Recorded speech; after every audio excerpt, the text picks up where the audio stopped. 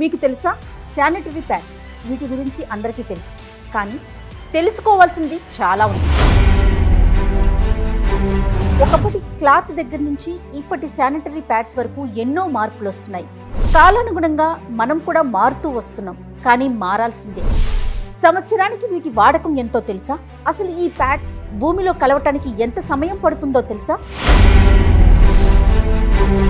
మార్కెట్లో ఎన్నో బ్రాండ్లు అందుబాటులో ఉన్నప్పటికీ ఇంకా ఎన్నో అనుమానాలు, ఎన్నో సందేహాలు. అసలు ఈ ప్యాడ్స్ తయారీలో ఏం వాడతారు? మనం ఎలాంటి ప్యాడ్స్ను వాడాలి? ఈ విషయాలన్నింటికి సంబంధించి ఈరోజు మీకు తెలుసా కార్యక్రమంలో మనమందరం తెలుసుకునే ప్రయత్నం చేద్దాం.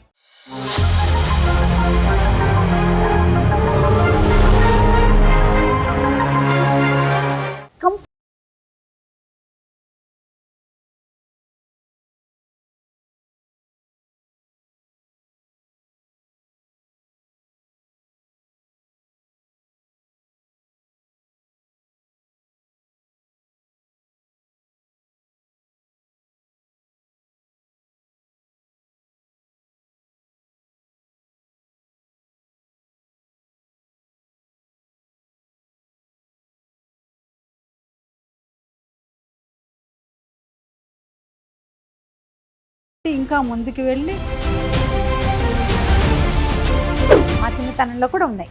కేర్ ఫ్రీ లాంటివి ఒక ప్రత్యేకమైన పేరు ఉండేవి, కనిపించేవి. అప్పుడు అక్కడక్కడ వాడకం కూడా ఉండేది. అప్పుడు దీనికి ఇంత ఖరీదు పెట్టాలన్న ఊహలు కూడా చేసేవాళ్ళం. ఇప్పటికీ ఇలాంటి ఇష్యూ అంటే పీరియడ్స్ వల్ల వచ్చే ఇబ్బందుల్ని డిస్కస్ చేయడానికి కూడా ఇబ్బంది పడుతున్న వారిని చూస్తున్నారా? పీరియడ్స్ అనే కాదు, ఎనీ ఫీమేల్స్ వాళ్ళకు ఉన్న ప్రాబ్లమ్ని చెప్పుకోవడానికి ఇంట్లో వాళ్ళకి చెప్పరు, అటు డాక్టర్ దగ్గరికి తీసుకెళ్ళమని అడగరు, వాళ్ళకి వాళ్ళు రారు. ఒక ప్రోడక్ట్ వచ్చినప్పుడు దాని కాంప్లికేషన్స్ని అంత వైడ్ రేంజ్లో చూడడం కంటే దాని డూస్ అండ్ డోంట్స్ తెలుసుకొనేసి ఇన్నర్ పార్ట్స్ విషయంలో కూడా ఓసిడిని ఫాలో అవుతున్నారు. ఎక్కువ వాష్ చేస్తారు చేయ మజ్జిగ అలాంటి వాటితో కూడా డూస్ చేస్తారు చేయాలి. ఏదైనా కూడా ఎక్కువ గంటలు దేన్నైనా మన శరీరానికి అంటించి ఉంచడం ఎప్పుడూ సేఫ్ కాదు. ఈ ఎపిసోడ్ని స్పాన్సర్ చేస్తున్న వారు మెడిసి హాస్పిటల్స్. నమస్తే రమ్మగారు. నమస్తే జయ. పీరియడ్స్ ప్రతి ఆడపిల్లకి ఈ పదం తెలుసు. చిన్న వయసు నుంచే పీరియడ్స్ మొదలైపోతూ ఉంటుంటే పిల్లలు దాన్ని హ్యాండిల్ చేయటం కానీ, దానికి పడే ఇబ్బందులు కానీ, కేర్ కానీ చాలా అవసరం అనిపించిందండి. చాలా వీడియోస్ మన ఇద్దరం మాట్లాడుకున్నాం, కానీ సైంటిఫిక్గా మాట్లాడితే ఇంకా బాగుంటుంది అనిపించింది రమ్మగారు నాకు. అందుకని ఈరోజు మనతో పాటుగా స్టూడియోలో senior gynaec oncologist doctor Sridevi గారిని ఇన్వైట్ చేశాను. నమస్తే శ్రీదేవి గారు. నమస్తే. నమస్తే.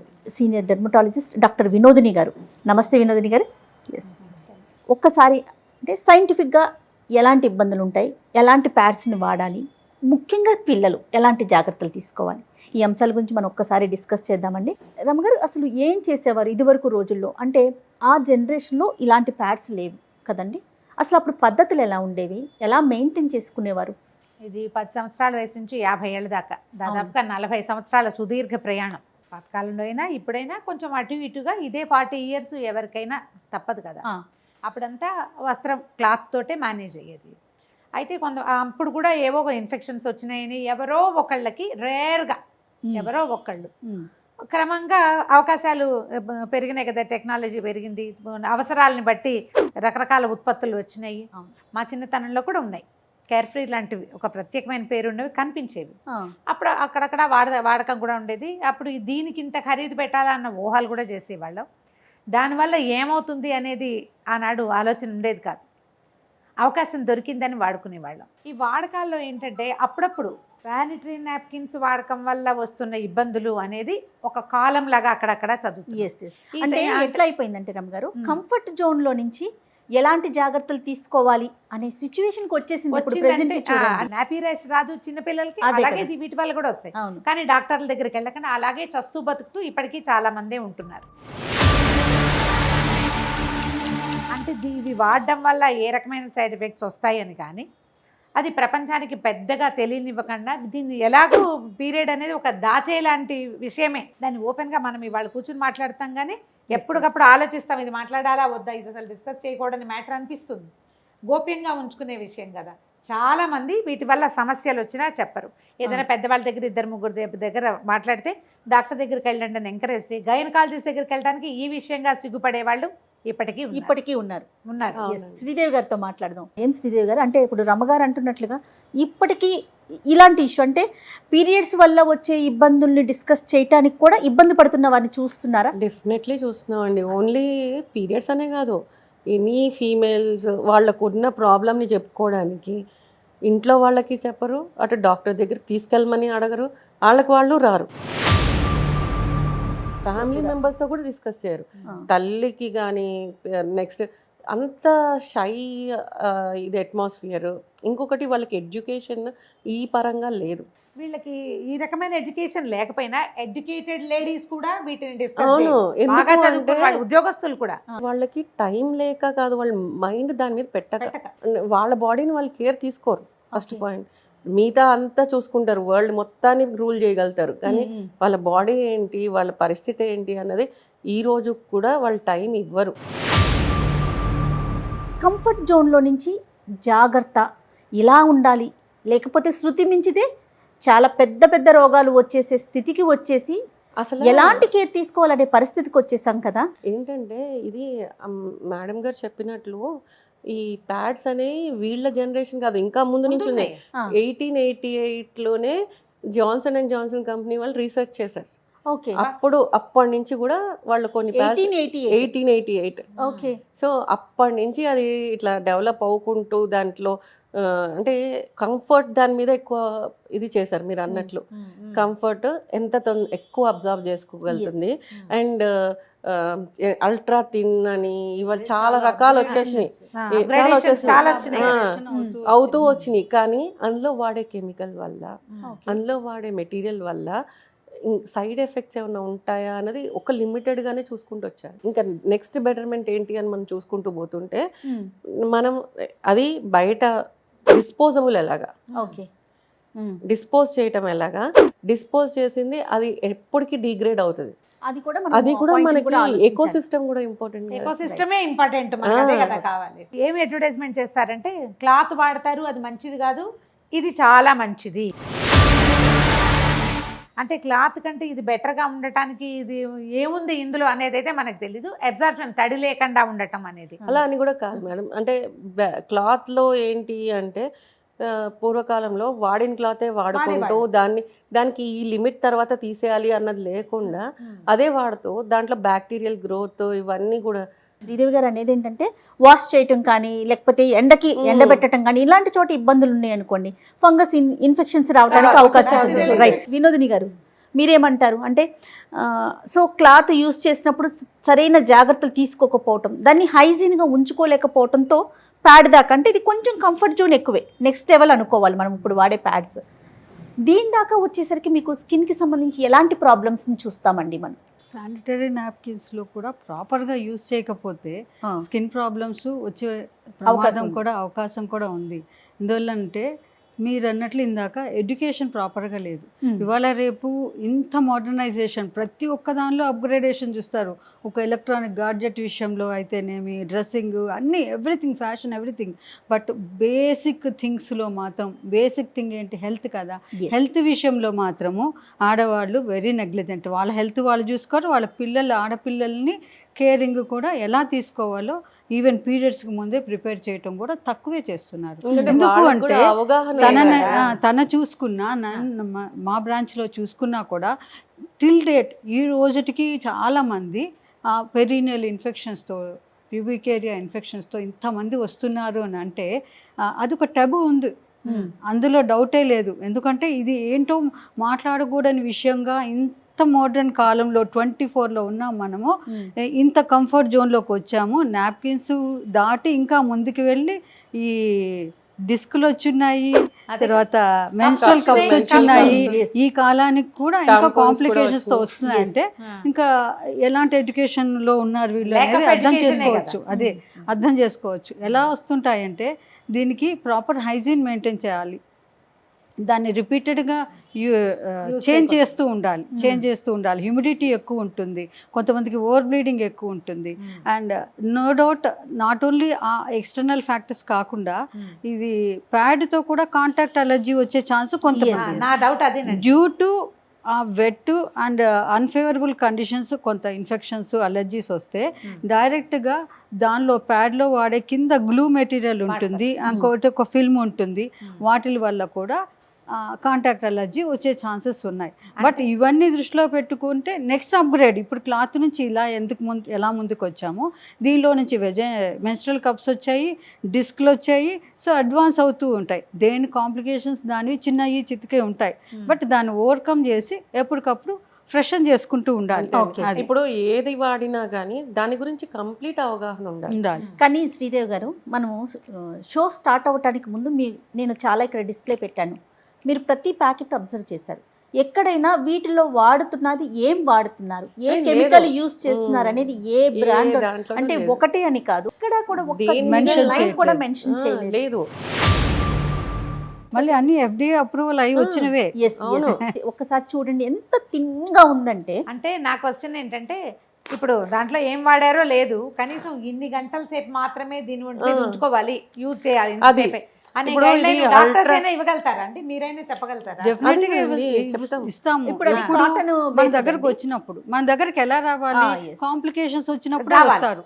అంతేగాని స్కిన్ కేర్ రొటీన్ కి పిల్లలు మెచ్యూర్ అయ్యే ముందు గైడ్ లైన్స్ తీసుకోవడానికి ఎవరు రారు. ఒకసారి ఆ ప్యాడ్ చూడండి, ఇది చాలా థిన్ గా, చాలా మార్కెట్ లో మనకి ఎంత బాగా కనిపిస్తుంది అంటే ఇప్పుడు ఇలా చూడంగానే మనం ఇట్లా తీసుకొని this is the best thing we use అని, కానీ ఇది బెస్ట్ థింగే కాదని నేను అనను, కానీ అది ఎంతసేపు వాడాలి, ఎంతసేపటికి చేంజ్ చేయాలి, and what are the measures to be taken, and మీ ఫ్లో ఎంత ఉంది, అదొక పాయింట్ కదా, అదొక పాయింట్ కదా. ఇప్పుడు ఫస్ట్ డే ఫ్లో తక్కువ ఉండొచ్చు, సెకండ్ డే ఎక్కువ ఫ్లో ఉండొచ్చు, థర్డ్ డే క్లాట్స్ పడచ్చు, ఫోర్త్ డే ఏం కనిపించకపోవచ్చు. సో అవన్నీ ఇప్పుడు pads not only for menstrual సైకిల్కే వాడట్లేదు, కొంతమందికి యూరినరీ ఇన్కాంటినెన్స్ ఉండి కూడా కొంచెం వాళ్ళు కూడా వాడుతున్నారు, కొంచెం కొంచెం లీకేజ్ ఉంది అన్న వాళ్ళు కూడా ప్యాడ్స్ వాడుతున్నారు, ఎక్కువ లీకేజ్ ఉంటే డైపర్స్ వాడుతున్నారు. అండ్ డైపర్స్ అది ఇంకో సమస్య అది. సో మీరు డైపర్స్ అంటే ఒక విషయం చెప్తాను, ఇప్పుడు పిల్లల కోసం స్పెసిఫిక్గా డైపర్స్ లాగా ప్యాడ్స్ వచ్చినాయి చిన్న పిల్లలకి, sanitary napkin same as it is అలాగే ఉంటుంది, just like diaper. Panty use చేయకుండా దీన్ని యూస్ చేసేయచ్చు.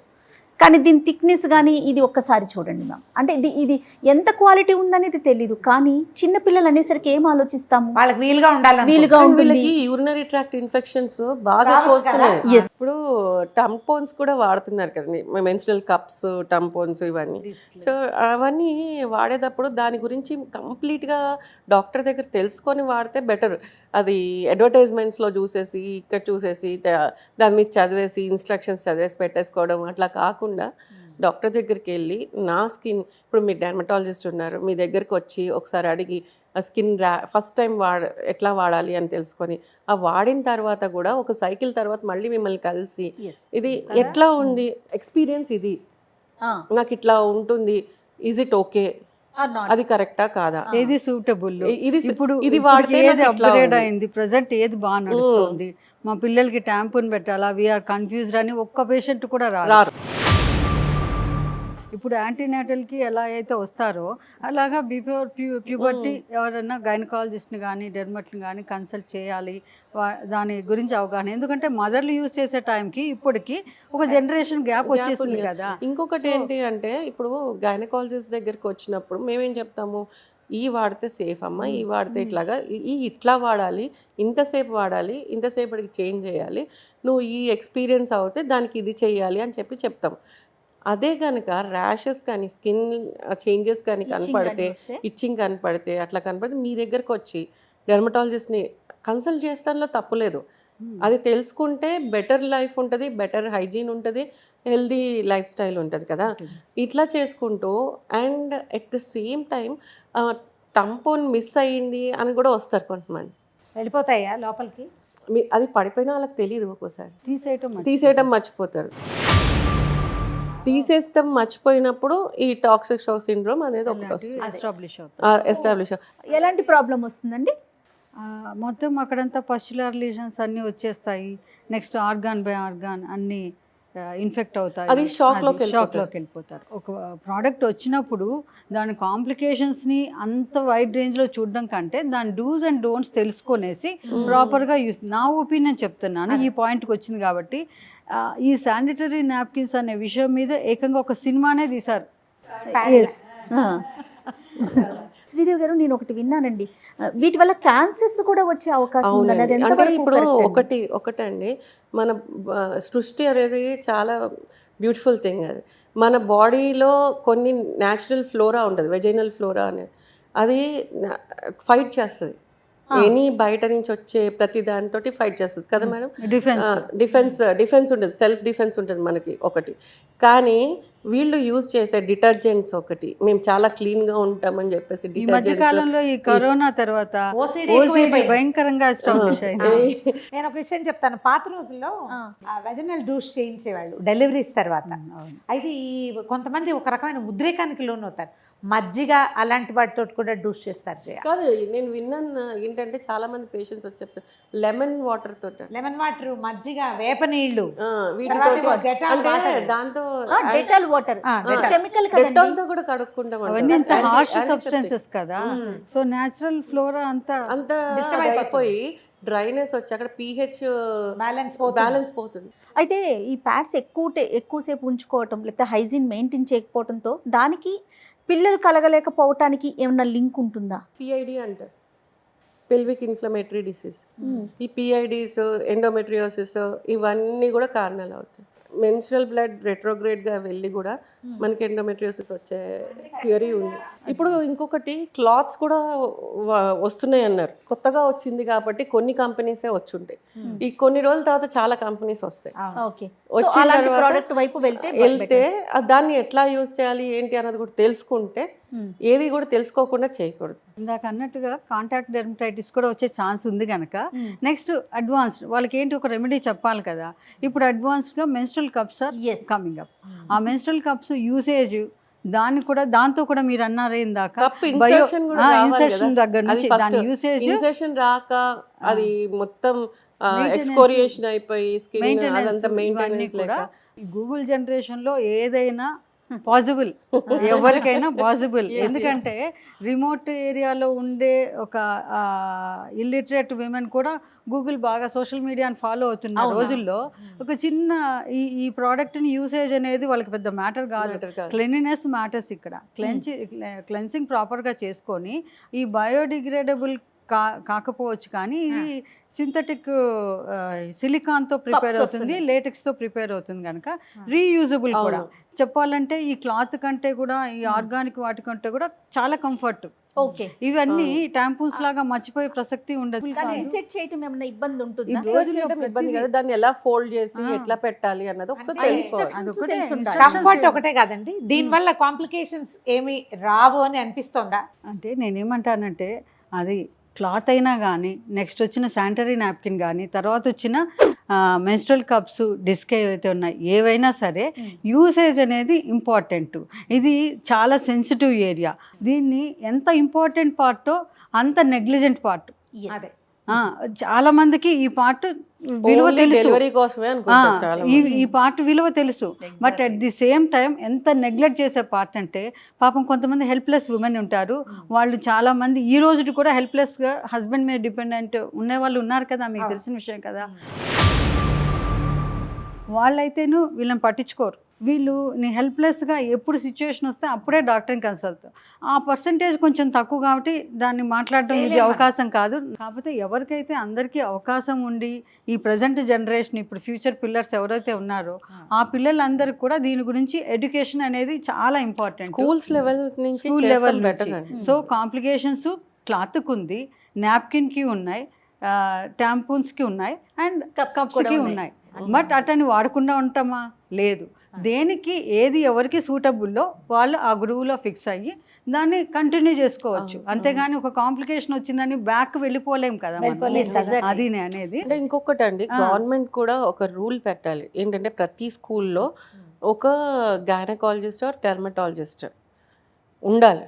కనీసం నేను ఎప్పుడు బాధపడేది వాష్రూమ్స్, టాయిలెట్స్ ప్రాపర్గా ఉండటం అనేది Correct. అన్నిటికంటే ఫోర్మోస్ట్ థింగ్. అంటే మనకు yes. టెక్నాలజీ కంటే ముందు ఈ పిల్లలు ఎందుకు ఆపుకుంటున్నారు వెళ్లకుండా, చేంజ్ చేసుకోకుండా అంటే అది టాయిలెట్ సరిగ్గా టాయిలెట్స్ clean గా లేకపోవడం. లేకపోవటం. నేను ఒక డాక్టర్ ఎందుకు అంటున్నాను అంటే పిల్లలకి ఆ షైనెస్ అప్పటి నుంచి పోతుంది. కొన్ని స్కూల్స్ని రిక్వెస్ట్ చేసి నేను వెళ్ళిన రోజులు ఉన్నాయి. And orphanages Yes.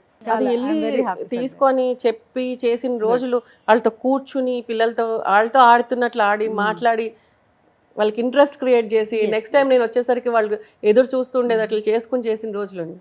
మీరేం చెప్తారు రమ్మ గారు? ఇప్పుడు వినోదిని గారు ఒక వ్యాలిడ్ పాయింట్ చెప్పారు. ఏదైనా టాయిలెట్స్ మూలాల దగ్గర నుంచి కూడా మనం మార్చుకు స్టార్ట్ రావాలి. చేస్తే మనం ఎప్పుడు చెప్పే పాయింట్ అది, Yes. బేసిక్ థింగ్స్ ని వదిలిపెట్టకూడదు. ఒకవేళ క్లాత్ వాడినా లేదా నాప్కిన్స్ వాడినా టైంపూన్స్, ఇప్పుడు అవకాశాలు వచ్చినాయి కాబట్టి menstrual కప్స్, ఏదైనా కూడా ఎక్కువ గంటలు దేన్నైనా మన శరీరానికి అంటించి ఉంచడం ఎప్పుడూ సేఫ్ కాదు. పాత రోజుల్లో కూడా మార్చుకునే and at the same time panties okay కూడా టైం టు టైం మార్చుకోవాలి. మార్చుకోవాలి. అండ్ అవి కూడా టైట్ గార్మెంట్స్ ఉండకూడదు. అండ్ కాటన్వి ఎక్కువగా ఉంటే బెటర్. మంచిది. ఇప్పుడు కొంచెం కమర్షియల్గా ఉండేవి అట్లా వాడతారు, కానీ వాటిల్లో ఎంత ఎయిరేట్ అవుతుంది, ఎంత బ్రీదబుల్ థింగ్స్ ఉంటుంది, అది చాలా ఇంపార్టెంట్. నాప్కిన్స్ గురించి మాట్లాడదామని అంటే ఏముంటుంది, నాప్కిన్స్ ఇది ఇప్పుడు వచ్చిన ప్రోడక్ట్ కాదు కదా అని అనిపించింది. కానీ నాకు డే టు డే ప్రాక్టీస్లో ఇన్ని కాంప్లికేషన్స్తో వస్తున్నారు కాబట్టి ఓపెన్గా ఇది ఒక డిస్కస్ చేస్తే అట్లీస్ట్ కొంతమంది పీపుల్ కన్నా మనము ఎడ్యుకేట్ చేసిన వాళ్ళు అవుతాం అనిపించింది. అంటే ఇప్పుడు పీరియడ్ హెల్త్ కావాలి ఉంటేనే జనరల్ హెల్త్ బాగుంటుంది కాబట్టి వచ్చే కాంప్లికేషన్సే కాదు, జనరల్గా ఏమన్నా కాంప్లికేషన్స్ ఆ వెజైనల్ ఏరియాలో వచ్చే కాంప్లికేషన్స్ ప్రజలకు కొంచెం వెళ్తాయి విమెన్కి అని ఒక చిన్న ఆశగా అనిపించింది నాకు. హైడ్రేషన్ బాగుండాలి, హైజీన్ బాగుండాలి, యూసేజ్ బాగుండాలి, తెలిసి యూరినరీ రిటెన్షన్ ఉండకూడదు. ఈ 4 మీద డిపెండ్ అయి ఉంటే ఏబీసీ అంటారు. ఏ అంటే ఎయిర్ బ్యారియర్, కొంచెం ఆ ఏరియానంతా బ్యారియర్ చేసి కొంచెం పెట్రోలియం జెల్, ఈ క్లీన్లీనెస్, ఇవన్నీ కనుక మెయింటైన్ చేస్తే ఎవరైనా సిస్టమ్ని ప్రాపర్గా మెయింటైన్ చేయాలి. రైట్ అండి. Thank you so much Sridevi గారు అండ్ వినోదిని గారు. థ్యాంక్ యూ సో మచ్ రమ్మ గారు. నమస్తే. ఇది ఈ వారం మీకు తెలుసా. మరో ఇంట్రెస్టింగ్ టాపిక్తో మళ్ళీ కలుద్దాం. నమస్తే.